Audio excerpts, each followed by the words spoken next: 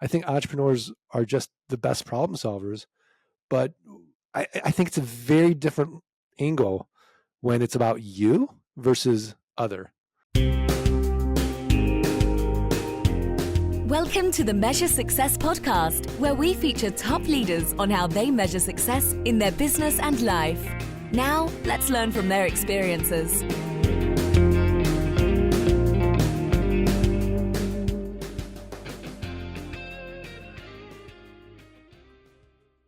Carl J. Cox, host of the Measure Success podcast, where we talk with top leaders about effective strategies that inspire success. Super excited to introduce our guest here today, Mark Podolsky. He's also known, his own dub here, the Land Geek.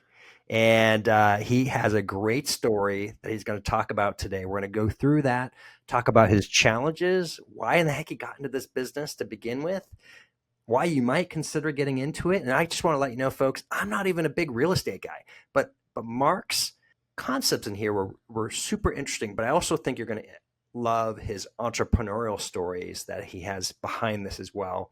And then also he has a book I encourage you to go out to read, which is called Dirt Rich.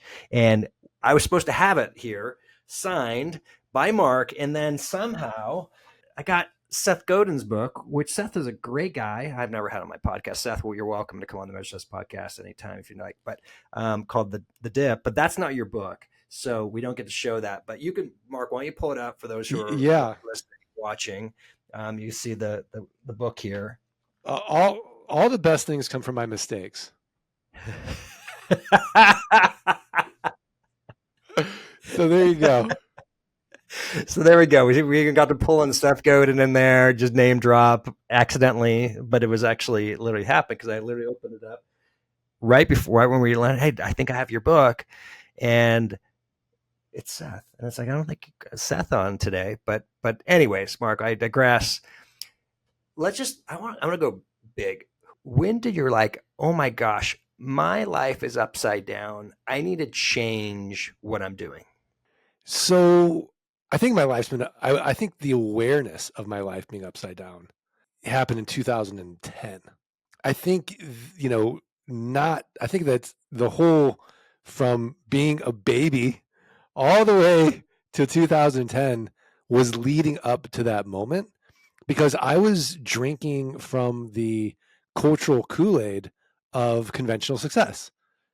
Go and get a good education, get a good job, make a lot of money, and with that money, get a big house, get big cars, private school, and all the things that culture says is success. I was feeding my ego, and there's a great book by David Brooks called The Second Mountain. And so the first mountain is very egoic, and it's just that. It's going up the conventional way of success. And in 2010, after the Great Recession, I saw 50% of my income go away. And even though the company was profitable, I had built for myself this huge overhead of expenses. And my wife didn't work. We had a full-time nanny. We had a full-time housekeeper. I had 3 kids. Public school, not good enough. Private school. And I had Parkinson's law of money. So the more money I made, the more money I spent. And all this was to feed this emptiness inside. And I was what the Buddhists would call a hungry ghost. And I was insatiable for it. And it was to a point where I couldn't do it anymore. And I had that massive ego kick in the head. And it forced me to start shedding all of it, including the ego. So, it took about a year transition, and it was a very painful transition at the time for my ego. But what was interesting was I became happier as a person because I started to see, oh my gosh, okay, I can't go out to eat and do date night, 4 times a week and have expensive babysitters and expensive dinners with friends. I was playing charades with the kids at home. I'm like, oh my gosh, this is great. And from that, I started to learn that it's a very internal game. And all the things outside that I thought were going to make me happy didn't make me happy. They actually stressed me out. And look, I don't think there's anything wrong with these things, right? I think beautiful homes and wonderful vacations and experiences, they're great. Private school is great. I just think that if you're doing those things because you think they're going to make you happy, then they're not. And I wish I had, a mentor who would have just told me earlier on, like, Mark, this looks great, but you're doing it for the wrong reason. And so that I think, so the answer to the question was, it was just this emptiness that took a long time to build up, to satisfy, realize I can't satisfy it, and then go on to that second mountain where David Brooks talks about vocation. So now it's not about a job, it's about a vocation, it's about this calling. What are you really meant to do? It's about love and intimacy in your relationships. It's about community and it's faith and spirituality. And it's a harder mountain to climb. And it's the mountain I'd like to think I'm on now, but it's a way more fulfilling mountain, and it's an internal, purposeful mountain of meaning. And I think that's the one I'm trying to climb every day. I'm so appreciate you sharing that part behind your life and what has happened. And a big part of this show is we have a lot of people, successful people like yourself, that have made more than 99% of the world will ever make, right? Right. And what's fascinating, right, is that it doesn't mean it makes you happy. Yeah. Right. That's part of the reason for this whole show, The Measure of Success. Now, just let's pull back for a minute. I'm a massive capitalist. I want people to make as much money as they can. If they choose, I hope they have the opportunity to give some money as well to make a difference. But I really mean that. I have no problem with people making as much money as they can. And I want our audience to be the most successful business person or whatever vocation they're in to be amazing. But to recognize, just like you shared, you can have all the stuff, you can have all the freedom, and you can still not be content, right? Yeah. It's almost like you're living on this perceived foundation, and it's like a glass floor, right? Because when that breaks, all of your sense of foundation goes away, right? When it cracks, it breaks. And the hard part, I think the hardest part is we have to relook at, all of a sudden we take a car experience, a nanny, or whatever it might be, our kids going to private school, we're like, our sense of identification is that we have these things. Right. Yeah. And it's like, no. It's not about these things that matter. It's at the end of the day, because those things, but it's your relationships with people that matter. And that's why I loved you brought up that example, the charades, right? Of like, wow, all of a sudden, this simple game that costs no money, but takes time and engagement can be so enjoyable, right? And so thank you for kicking that off, because I think it's such a critical part of this journey. Once again, it's like, find success, but we've talked about this. There's so many people that find success and they made it, and then they don't know what to do next. Like they're once again, go back to the second mountain, right? Or the third mountain, so to speak. It's like, what do we do now? I made my X amount of money, my millions, and now what? It's like it's almost in a weird way, even if it took you 10, 20 years to get there, you're like a lottery winner, and you're like frozen with no purpose anymore. No, it's so true. I had coffee with my mentor, Ori, and he sold his company to Experian for $365 million. And I was so excited for him. I was like, Ori, dude, does food taste better? Are colors more vibrant? And he's, Mark, I'm never been more depressed. I mean, think about it. A Kleiner Perkins backed company. He lived on airplanes for 10 years. He was working with the smartest people on the planet. He had a purpose every single day. He had team, he had community, he had all those things on that second mountain. And then suddenly, what did he get in exchange? He got a bunch of money that really it just solves his money problems. And so he had to start another company, and he's doing it. But he's got a purpose, and he's happy, and he has philanthropy and all those things. I'm just like you. I'm an unapologetic capitalist. I think people should make as much money as they can, and be productive with it, and add as much value to the world as they can.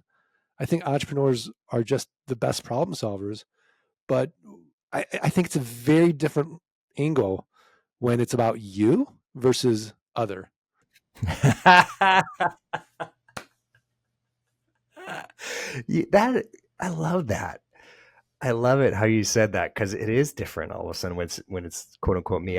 I was talking with one successful private PE operator, and once again, for those who aren't familiar with that term, that's basically a hired CEO that comes into a private equity investment, and then they turn it around and they grow it, and they get out and they make money. And this per individual had, I think, done 3. It was 2 or 3. But it was one of these things, if he was naming all of his houses and his areas and his resorts and his vacation places and da da da da da da da. But this is what he said. He said, Carl, if I see one more vacation pool, I'm going to go into it and drown myself. Now, he was half kidding, but he was half kidding. He was like, I need to get in the game. I need to have purpose. I need to be able to do things that is harnessing his talents, right? It had nothing to do at this point anymore about making more money, so to speak. It was having that daily purpose, that daily part around it. So, okay, so you get to the other side, Mark. Right. Okay, so you get to the other side and you have this wow moment. You mentioned a little bit, you obviously carved back, you simplified your life, you got rid of some major expenses. So did you feel like there was a big monkey off your back once you started really reducing a lot of that stuff that you were engaged with? Absolutely. Because I was living in a way that was much simpler, much more satisfying, a more connected way.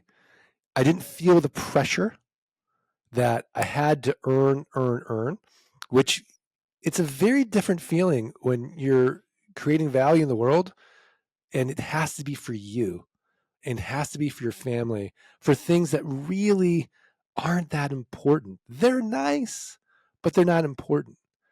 And so when you don't have to have them, the irony of it all is that I made more money and in a less stressful, more joyful way. Yeah. That's when it's fun, right? Is when you have everything clicking in the right motions, and you said you're actually producing more. It's, Mark, I think, we give the first 10% of our net revenue to charity, and that's for us. Hey, we make more, we give more, right? That's part of my desire to actually, I'm not quite ready to talk about it publicly yet, but I've 10x'd my goals. I don't want to simplify this. Now I got to recognize too, it's also not about empty giving. I want to have relationships with these organizations, and I want to feel and know what they're doing, and seeing their experiences. That's the part that brings me joy. I mean, I don't mind saying my gift is not doing some of the things that they're doing. Right. Right. That is not my gift of soul, but they need money to do those things. And if I can help accelerate their success by giving them a few extra dollars, what a great purpose. So for me, that's what drives this. I caught myself settling, ironically, for a lower number. And it's like, well, oh, no. I think there's something more we can do. Because often, Mark, the same amount of work can be done and you can make 10x more or 100x more or 1000x more. It's just we're not doing the right things. We're busy, but we're not being as busy strategically. So let's talk about that a moment for you. What is something like that you started to do when all of a sudden you recognized, whoa, I hit a tipping point here, and all of a sudden I'm leveraging my time, my effectiveness to really grow? Yeah, it's so funny. Small hinges swing big doors. And I think really thinking strategically, what is my zone of genius? And really going Pareto principle, spending 80% of my time on doing that, and really being aware of, okay, the activities that are really producing 20% of the impact and the value, and not necessarily shedding them, but giving them to people that it's in their zone of genius, and building team and being intentional, and having this Japanese philosophy of Kaizen every single day, of continuous improvement. Where can I get better at what I'm doing and working on that craft? Where can I inspire my team and lead my team for them to get better, provide the resources and support for them to get better? And suddenly, when we're all rowing in the same direction, we get growth. And it's not like flipping on a light switch. I mean, it takes a while to do, but without that awareness, without that strategy, you don't get there, because, to your point, you could just feel busy and be productive, or you think you're being productive, but you're not really adding value in the way that you could be adding value. And you go even further than that. That we talk about the Pareto principle consistently with our clients. It's like literally in every single. It's part of our 7 principles, frankly. And then trimming is like when you trim, but 80-20 is what people are used to hearing, is what you describe. Once again, 20% of your activities create 80% of the impact, right? And so how do we stop doing the 80% that's only getting 20% of the outcomes, right? How do we change that and carve that? But you can go deeper than that and recognize sometimes it's 90-10. Sometimes it's 5-95, right? Sometimes it's 1-99. It's when you recognize your absolute genius and the greatest value, and you can, whether it's delegating or automating or just not doing anymore the things that don't matter, then all of a sudden it's like, oh, right? It's like, this is where I should be spending my time. This is, and you'll know it because then it doesn't feel like work anymore. 100%. And I've worked with people who feel like if they're not grinding, they're not being productive. And they feel like it should be hard. Like, I should be working 100 hours a week and sleeping on my factory floor, and I'll become a billionaire like Elon Musk. And no, I think that's wrong. 100% wrong. Like, just like what you said, like, what's the 99-1 or 95-5, or even, I had a buddy who doubles it. He's like, what's the 4% that gives you 66%?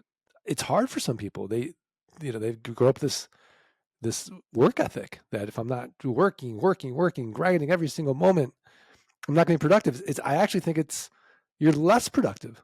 Yes, we are less productive, right? And we get caught in that because of the joy of being quote unquote busy, right?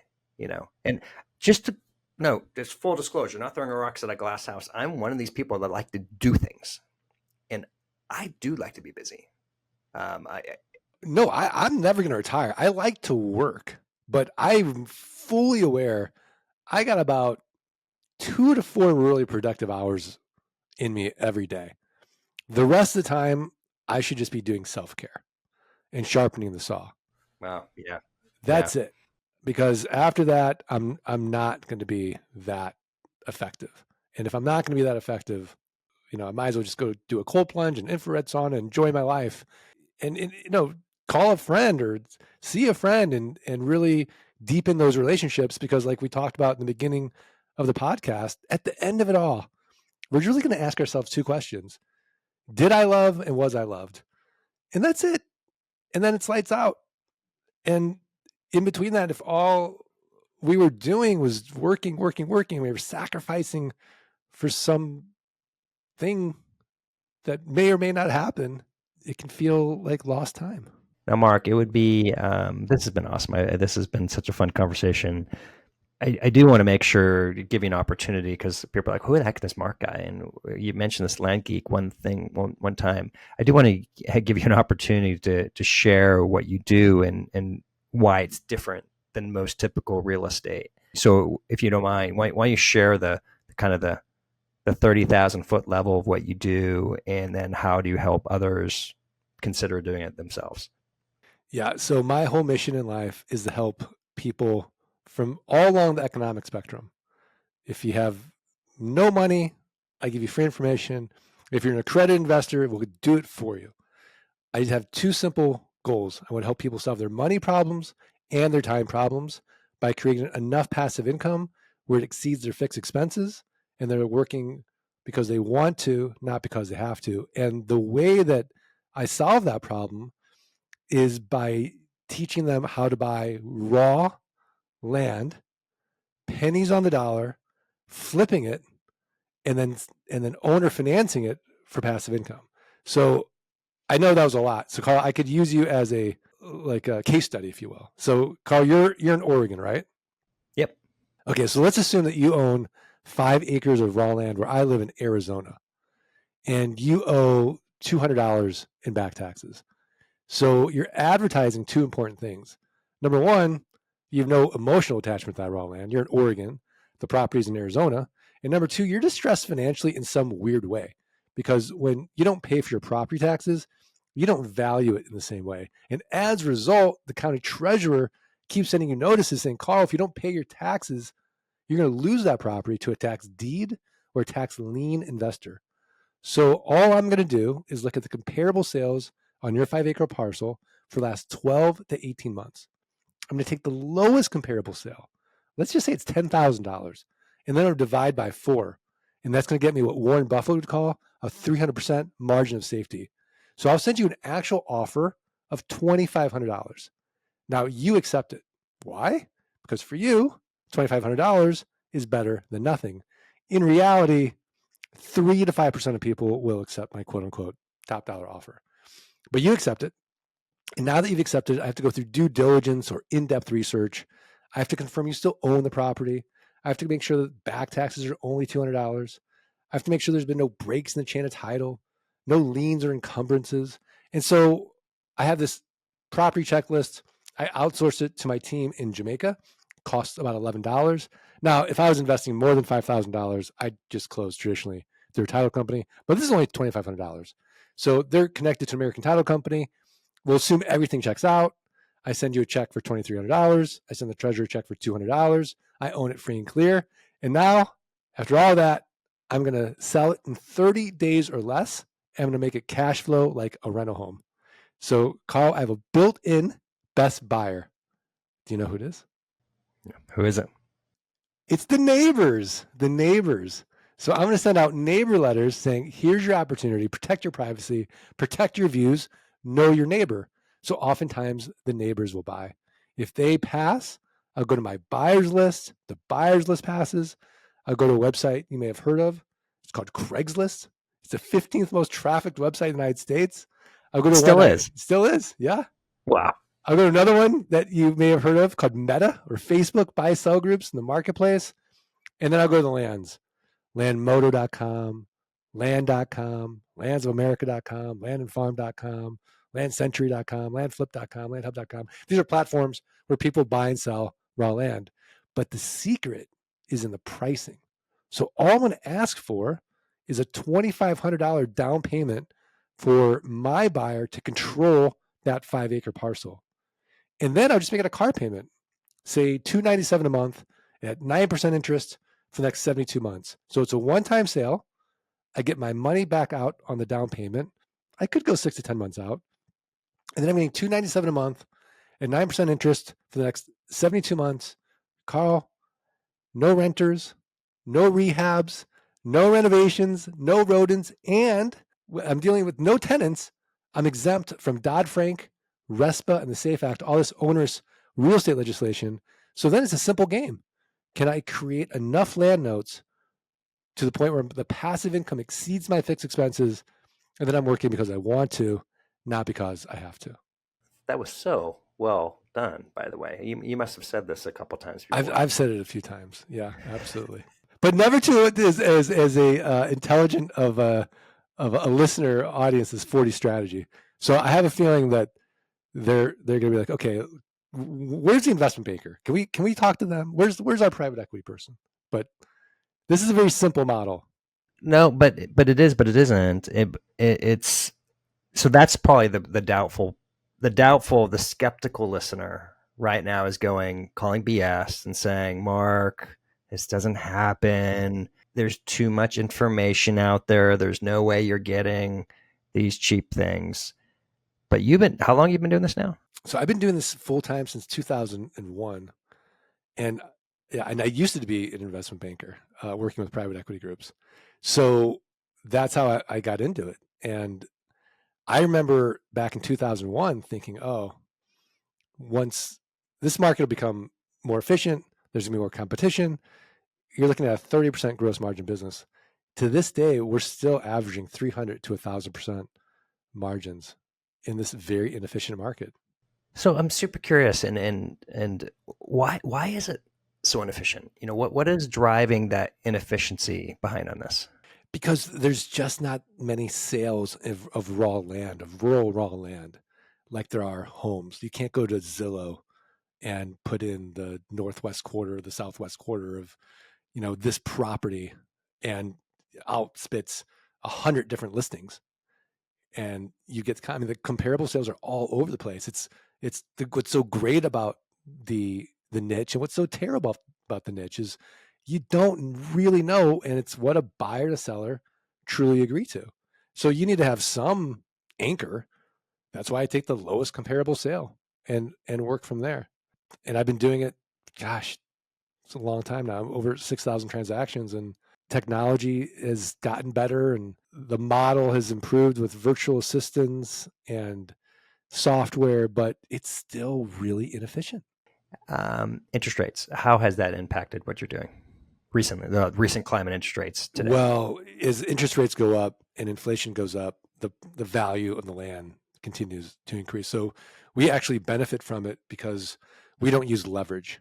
So, paying cash for these properties makes it so much simpler. And because we're using land contracts, and let's say, for example, I'm owner financing somebody that just lost their job, and they say, okay, I can't make your payments anymore. There's no cost to foreclose like there would be on a home. So they have 30 days to cure their default with our contract. If they can't cure the default, we just resell it. And so what's happened is our cost base, or what we paid for that property, has now gone even lower, because that person who defaulted had made a down payment. They made a bunch of monthly payments. And now at our new cost basis, we resell that property and we increase our return on investment and do it again. That is super cool. So when you're training other people to do this for the first time, and some people I'm sure are like super excited and they buy in, and then you have the doubting Thomas, so to speak, right? Where they're like, no, I need to see that flesh. I mean, I need to touch that before I'm going to believe what's happening.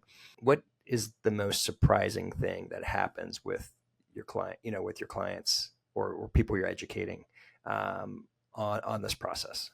I think they're just really surprised that they can sell a piece of rural land that they themselves wouldn't ever buy.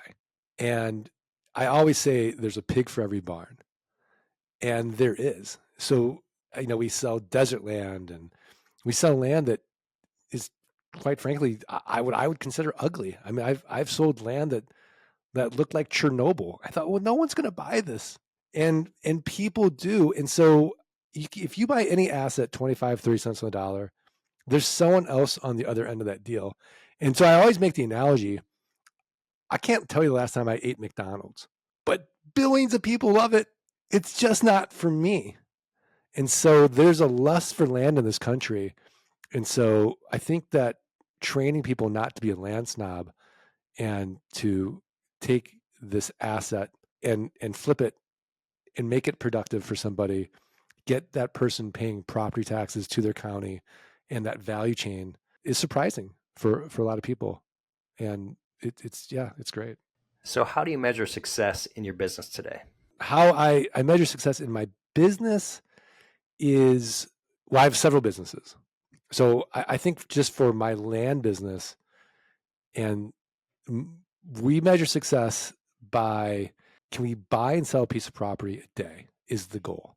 So that's a big metric. But I think the other big goal is, are we getting a massive return for our investor?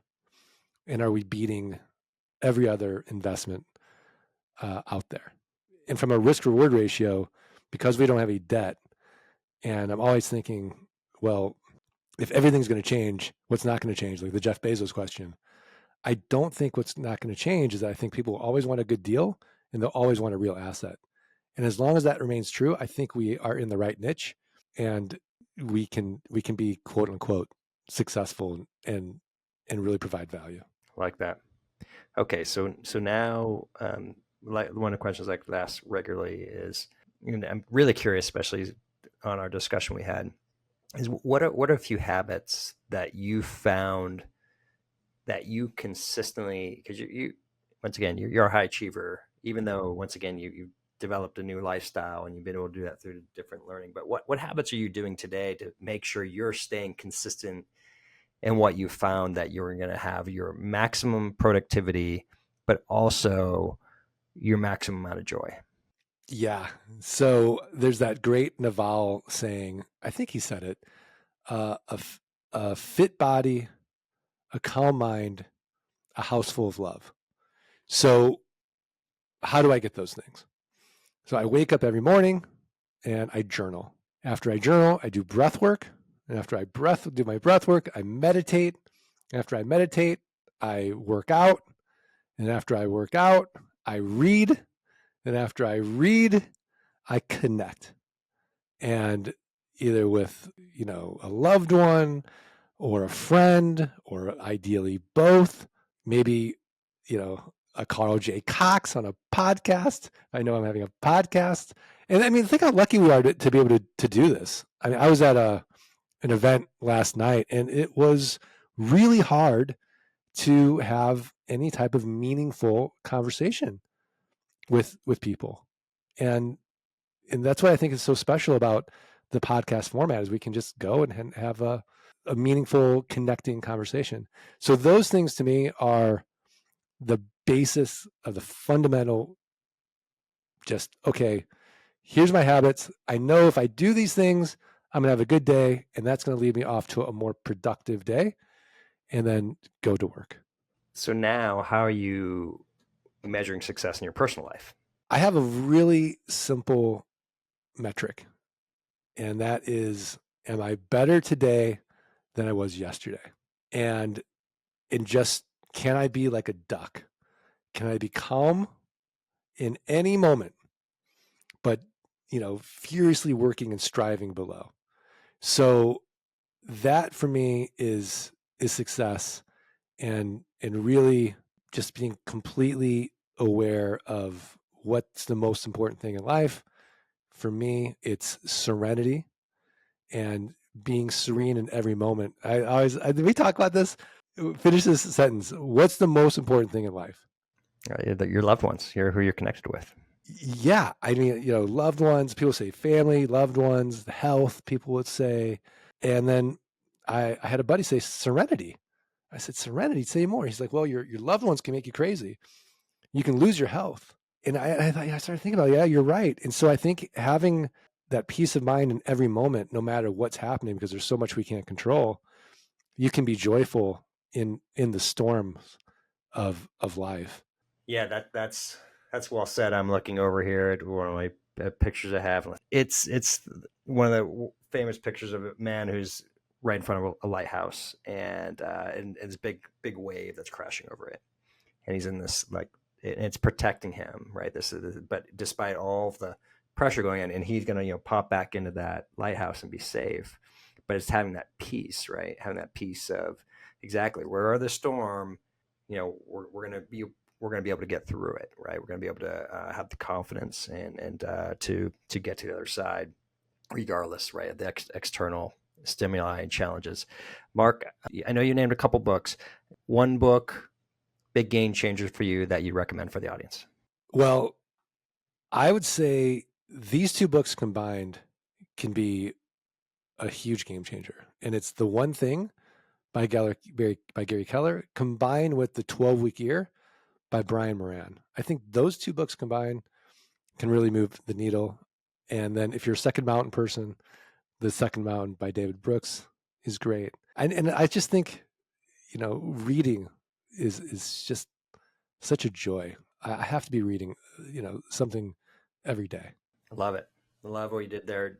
Mark, how can people connect and learn more about what you're doing? Yeah, so I have a link I just put in the chat, and that is to the free book Dirt Rich, which is not the dip that you were supposed to get signed, and it's free with shipping, so you got to pay the shipping, but that will be a great way to start. If you don't want to read the book, no problem. I would just go to thelandgeek.com to learn more. Awesome. I'm putting that in. This will be in our show notes. Once again, this link for anybody who's looking to get to that.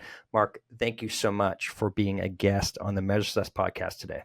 Carl, it's been a pleasure. Thank you so much. Absolutely. To everyone else who's listening, I hope you've enjoyed the show. Love how, once again, he's sharing the big picture and the small picture, right? Behind how to have a successful business, but just as importantly, how to find success in your life. And when you get those two things together, which I think Mark has done a great job of learning over the years, you can have that peace, that serenity, whatever it might be in your life where you feel like you make a difference. And so thank you so much once again for sharing your insights. Thank you. And to everyone else who's listening, this is the reason why we get great guests like this. And we have a 4-month backlog of guests is because of you and listeners. So I encourage you to go out, rate our show, say how amazing people like Mark have been, and that's going to continue to attract great listeners to us on a consistent basis. As we like to say, wishing you the very best at measuring your success. Have a great day. Thanks for listening to the Measure Success podcast. We'll see you again next time to learn from the best. Remember to subscribe now to get future episodes.